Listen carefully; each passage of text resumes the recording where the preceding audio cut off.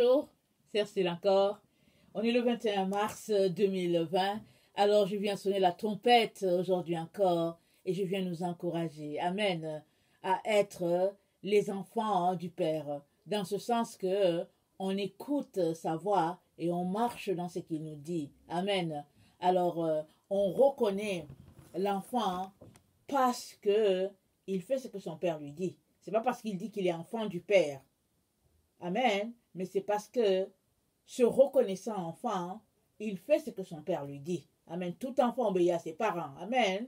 Alors, nous sommes vraiment appelés à régler ce problème-là dans nos vies si nous sommes des enfants récalcitrants ou des enfants qui aiment vivre à leur manière. Amen. Alors, Dieu nous a donné une conduite à observer et je nous encourage à tous travailler de manière à ce que nous lui soyons agréables dans tout ce que nous faisons. Amen. Béni soit son nom. Alors aujourd'hui, je viens parler de se tromper par de faux raisonnements. Amen. Alors le texte que nous avons, c'est Matthieu 7, le verset 21 à 23. Et ça, c'est un texte qu'on connaît tous.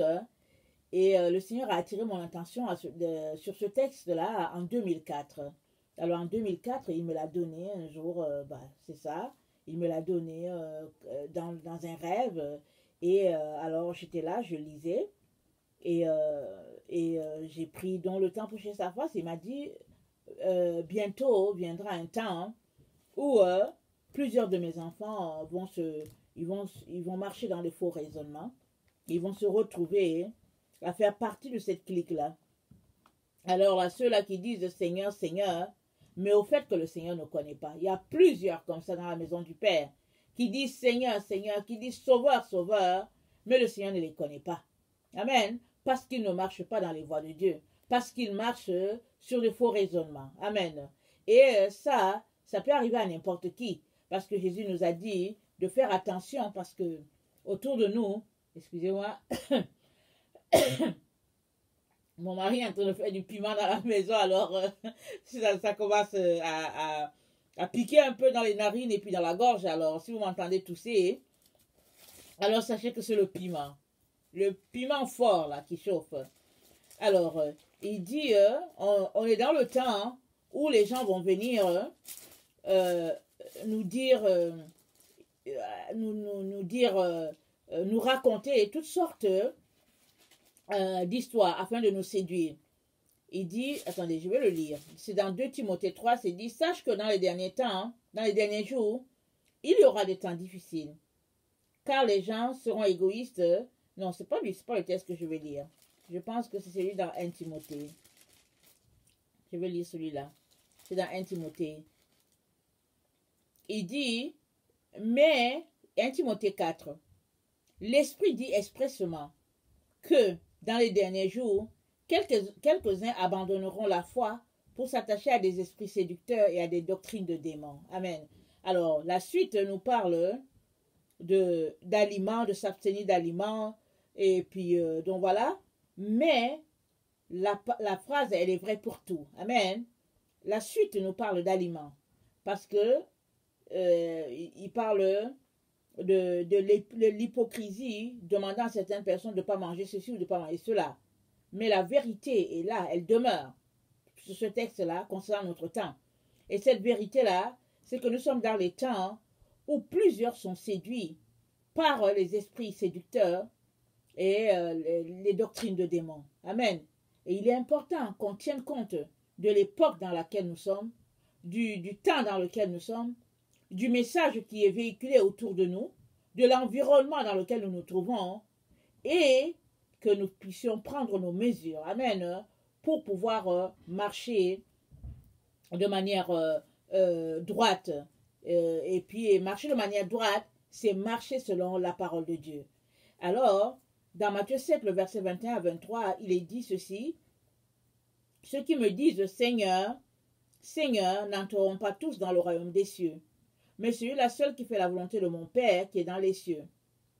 Plusieurs me diront à ce jour-là, Seigneur, Seigneur, n'avons-nous pas prophétisé par ton nom? N'avons-nous pas chassé les démons par ton nom? N'avons-nous pas fait beaucoup de miracles par ton nom? alors je leur dirai ouvertement, je ne vous ai jamais connu. Retirez-vous de moi, vous qui commettez l'iniquité. Amen. Alors, ce sont les personnes qui vont se retrouver à être chassées de la face de Dieu. Et Jésus leur dit, je ne vous ai jamais connu. Ça, c'est quand même exceptionnel. C'est des personnes qui prophétisent. C'est des personnes qui font les miracles. C'est des personnes qui chassent des démons.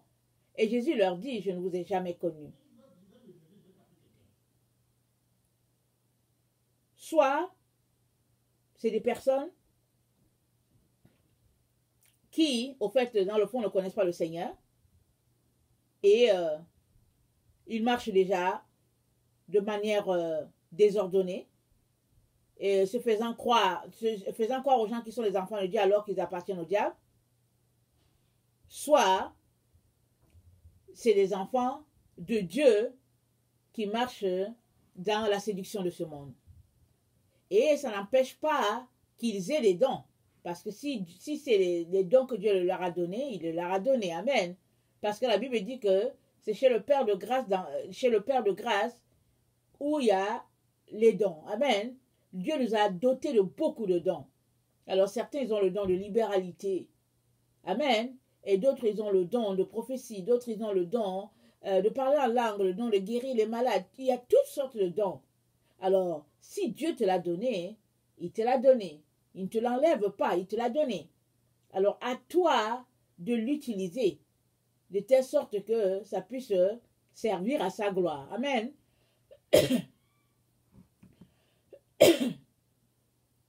Alors, il est important que, en tant qu'enfant de Dieu, il est important que tu t'assures que tu prennes soin de ce que Dieu t'a donné, mais aussi que tu es en train de marcher de manière droite, que tu es en train de marcher sur la parole de Dieu, que tu es en train de marcher comme le Seigneur s'attendra à ce que tu marches, et non selon les convoitises de notre monde. Amen.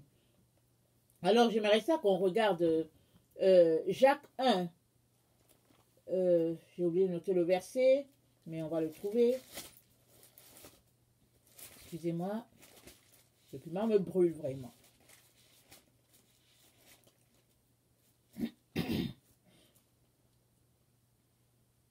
Ok, c'est Jacques 1, le verset 21. C'est pourquoi, rejetant toute souillure et tout excès de malice, recevez avec douceur la parole qui a été plantée en vous et qui peut sauver vos âmes.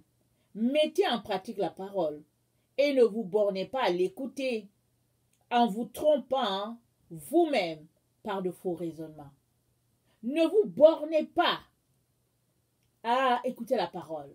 Ça, c'est être borné.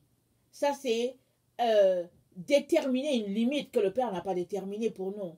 Ça, c'est se priver de beaucoup de choses. Alors, Jacques dit, ne vous bornez pas, ne vous limitez pas, ne mettez pas une barrière là, dans ta vie d'enfant de Dieu, juste à lire la Bible et puis tout s'arrête là.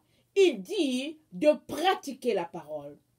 Parce que si tu ne la pratiques pas, il dit, tu as de faux raisonnements. Tu es trompé par de faux raisonnements. Amen. Et nous savons tous que le raisonnement fait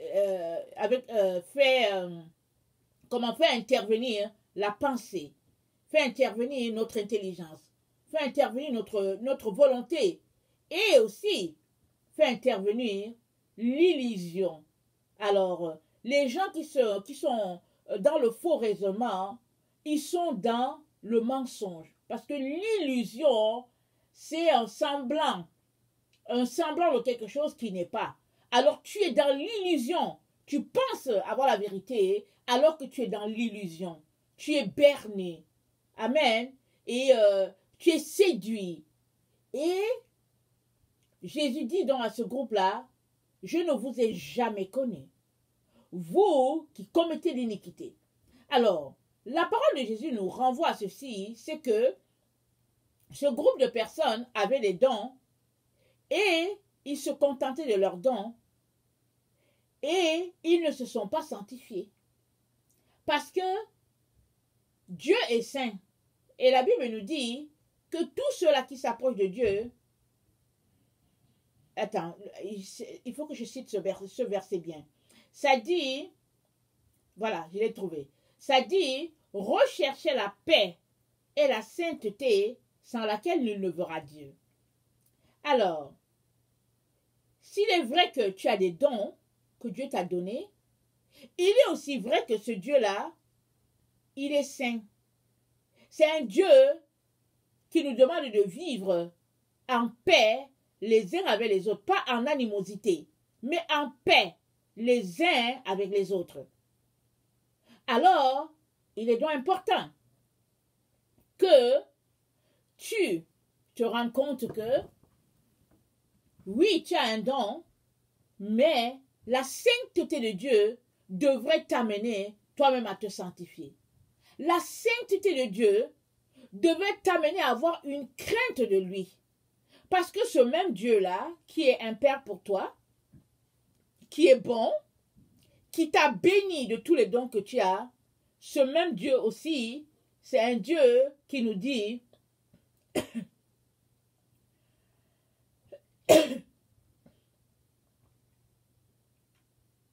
qu'il y a un jour de colère. Excusez-moi, le piment est assez fort. Amen. C'est un Dieu qui nous dit, il y a un jour de colère. Alors, quand sa colère va se déployer sur la terre, toute la terre sera informée de cette colère-là. Amen.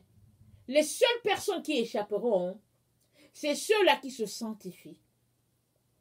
C'est ceux-là qui ont un respect, une crainte de leur Dieu, qui se disent, non, je dois mettre ma vie en règle. Éphésiens 4. Attendez. Je vais d'abord lire 2 Corinthiens 10, le verset 4 à 5. 2 Corinthiens 10, le verset 4 à 5 nous dit ceci.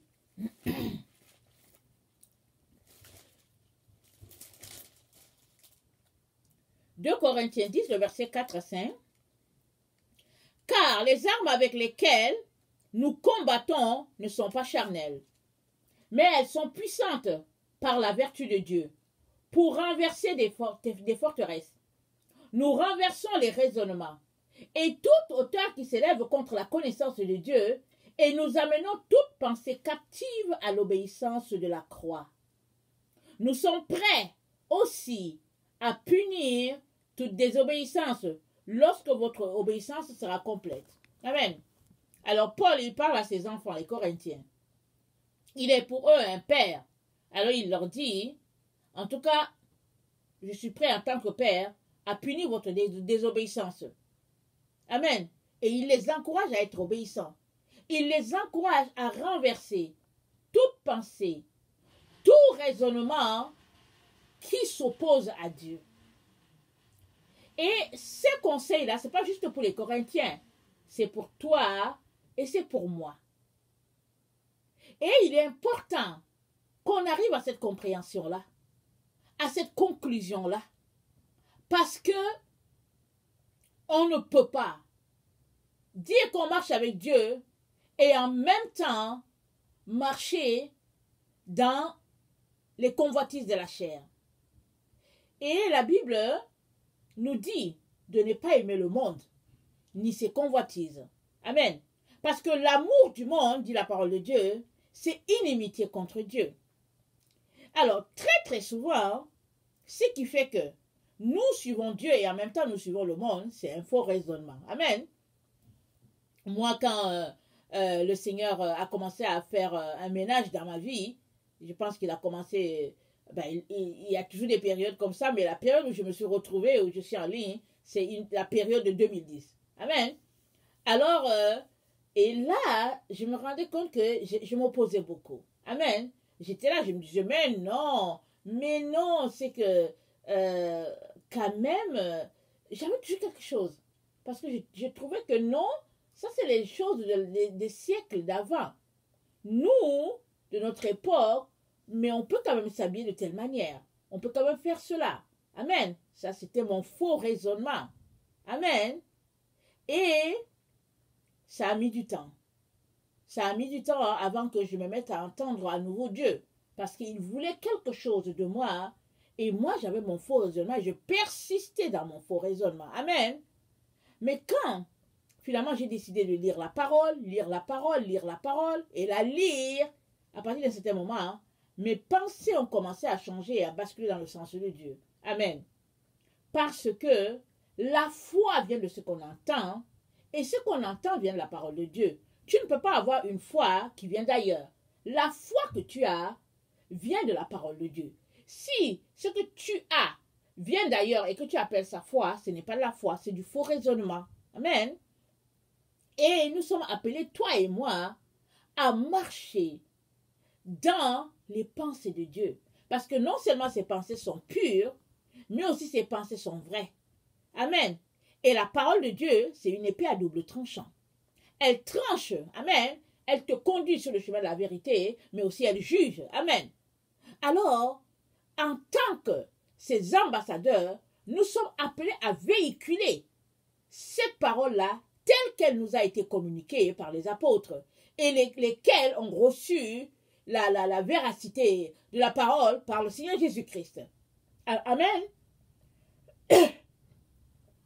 Alors, le fondement qui est Christ, et puis établi sur Christ, la pierre, et enseigné d'abord par les prophètes, et puis établi par les apôtres, ce fondement-là, c'est le vrai.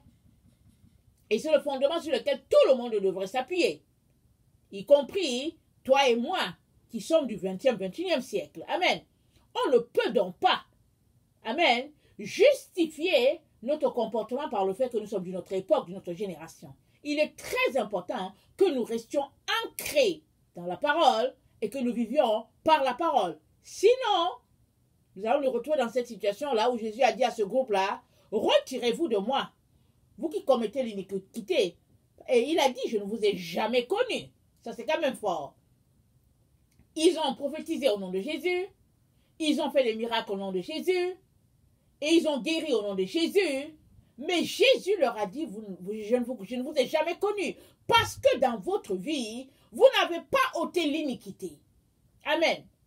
Alors, l'iniquité, tu peux être un chrétien qui observe les 10 commandements. Tu peux être un chrétien que quand on voit, on dit, voici un vrai chrétien.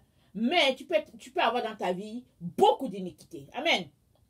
Alors, il est important que toi et moi, nous puissions arriver à un degré de sainteté tel que nous laissons aller l'iniquité. Souvent, l'iniquité peut se retrouver dans le domaine des péchés de la famille. Amen. Il y a de la famille, on a des péchés dans la famille. Par exemple, une famille qui passe son temps à se moquer des gens. Ça, c'est une iniquité. Déjà, la moquerie, c'est un péché. Mais l'iniquité est dans ce sens que tu as grandi dedans et puis finalement, tu ne vois plus le péché. Mais c'est une iniquité.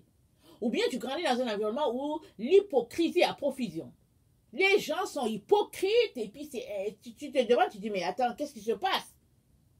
Mais ça peut être l'iniquité. Mais à toi de sortir de là. À sortir ton pied de cette situation. Parce que Christ t'a appelé à la sainteté.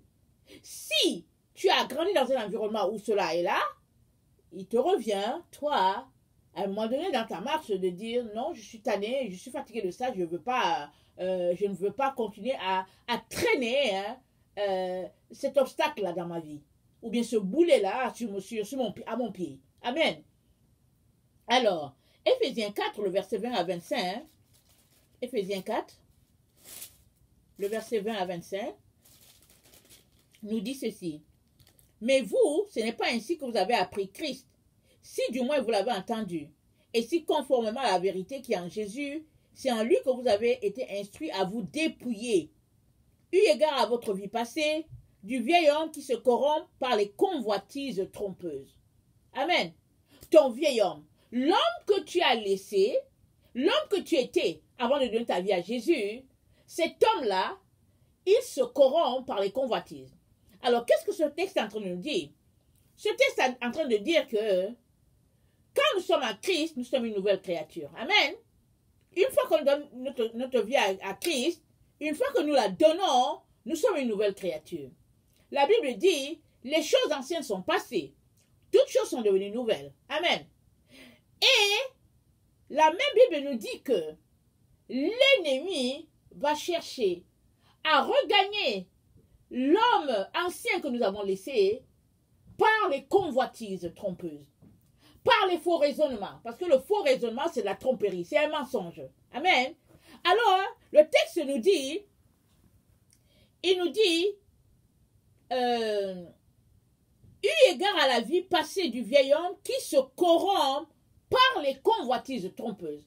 La corruption, c'est la pourriture. Amen. Alors, si, amen, si tu es quelqu'un qui marche selon Christ, si tu es quelqu'un qui a Jésus dans ta vie, alors il est important que tu sortes des faux raisonnements, que tu sortes de la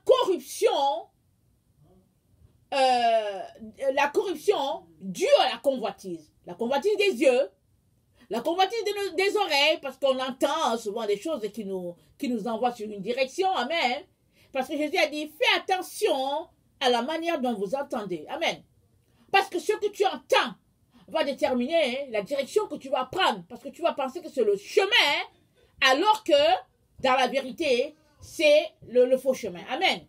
Il est donc important que nous puissions tout faire pour demeurer dans la vérité et marcher dans la vérité. Sinon, Jésus, un jour, va nous dire, je ne vous ai jamais connu. Alors, ça nous dit que, le verset 22, eu égard à votre vie passée du vieil homme qui se corrompt par les convoitises trompeuses et à être renouvelé dans l'esprit de notre intelligence. Amen. Alors, si le vieil homme se corrompt par les convoitises trompeuses, notre intelligence, par contre, se renouvelle. Amen.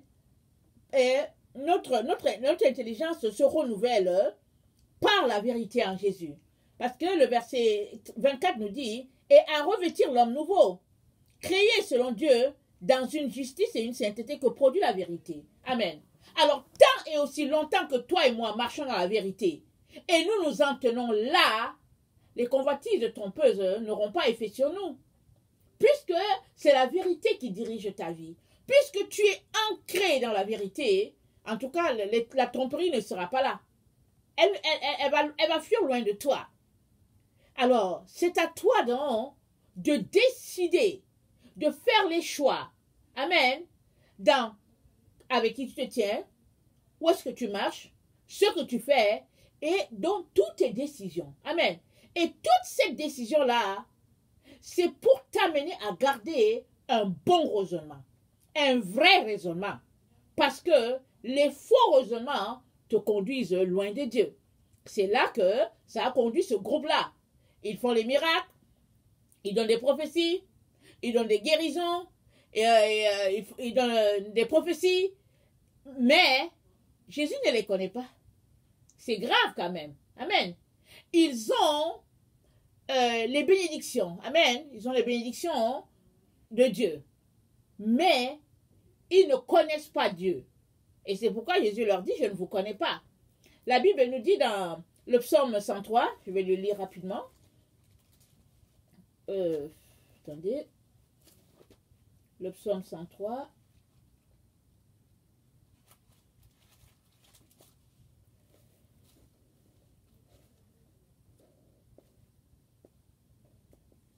Le verset 6. L'Éternel fait justice. Il fait droit à tous les opprimés.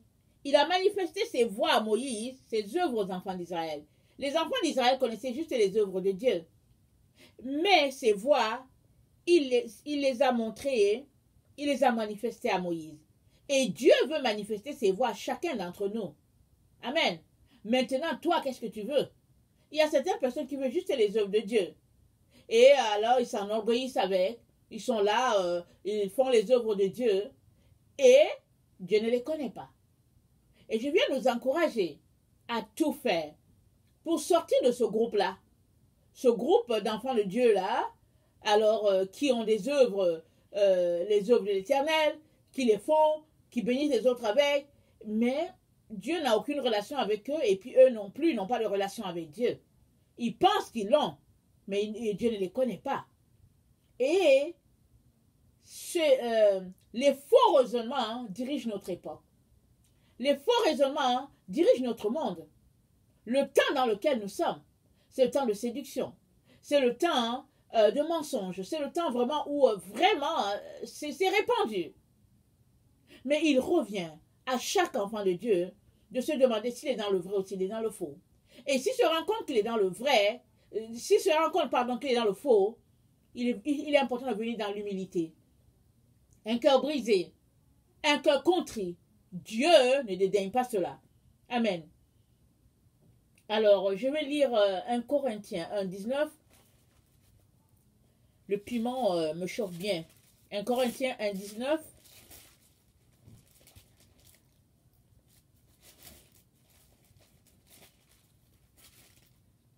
Ça dit ceci.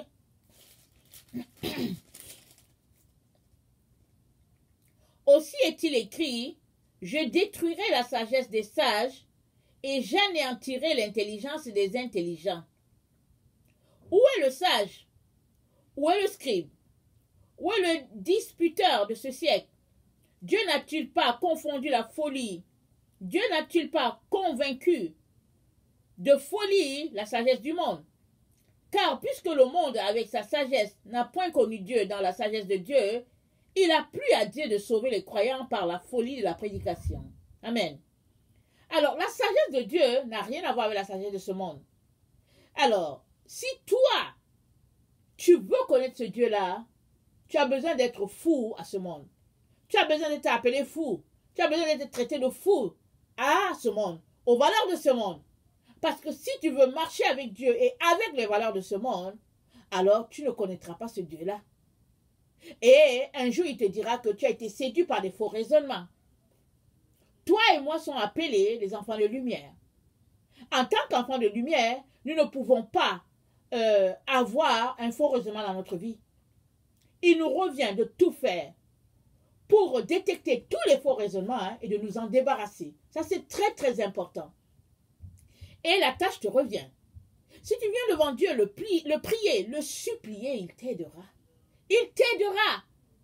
Alors, prends le conseil que Paul nous dit de revêtir Christ. C'est ça qu'on vient de lire. Dans Éphésiens 4, il nous revient de revêtir Christ. Amen. Et le verset 24. Et à revêtir l'homme nouveau, créé selon Dieu dans une justice et une sainteté que produit la vérité. Il est important que nous bannissions de notre vie tout ce qui est mensonge. Amen. Vérité et vérité doit être notre compagnon de tous les jours. Amen. Je finirai en lisant Ésaïe 2, le verset 11.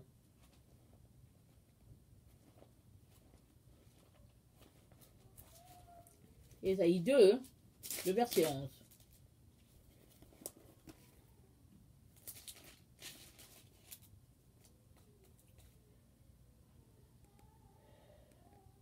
L'homme au regard hautain sera abaissé, et l'orgueilleux sera humilié. L'Éternel seul sera élevé ce jour-là. Quel jour? Le grand jour de l'Éternel. Amen. Le jour où tout genou fléchira, toute langue confessera que Jésus est Seigneur. Même ceux-là qui l'ont cloué, même ceux-là qui l'ont méprisé, ceux-là qui l'ont traité avec beaucoup vraiment d'arrogance et tout, ils vont confesser que Jésus est Seigneur. Ce jour-là, tout le monde est croyant. Le seul problème, c'est que certains vont se retrouver du côté de Jésus et d'autres vont se retrouver du côté, ils ne peuvent rien changer. Ils vont juste admettre que oui, il est Seigneur. Et ils vont venir à genoux. Tout genou fléchira. Toute langue confessera que Jésus est Seigneur. Et moi, je prie que tu puisses confesser en étant du bon côté. Amen. Que le Seigneur bénisse sa parole. Si tu es quelqu'un qui ne connaît pas le Seigneur, je viens te dire qu'il y a une seule personne qui peut sauver et cette personne, c'est Jésus. Mahomet ne peut pas te sauver. Bouddha ne peut pas te sauver. Confucius ne peut pas te sauver. Alors ton argent, ton or, tout ça ne peut pas te sauver. Jésus-Christ est la personne qui sauve. Alors je viens t'encourager à lui donner ta vie et tu ne le regretteras pas. Que le Seigneur bénisse sa parole. Amen. Le Seigneur est le roi qui règne sur nos vies et je prie qu'il en soit de même pour toi. Amen. Je vous aime beaucoup et Dieu davantage. Soyez bénis. Maranatha. Merci.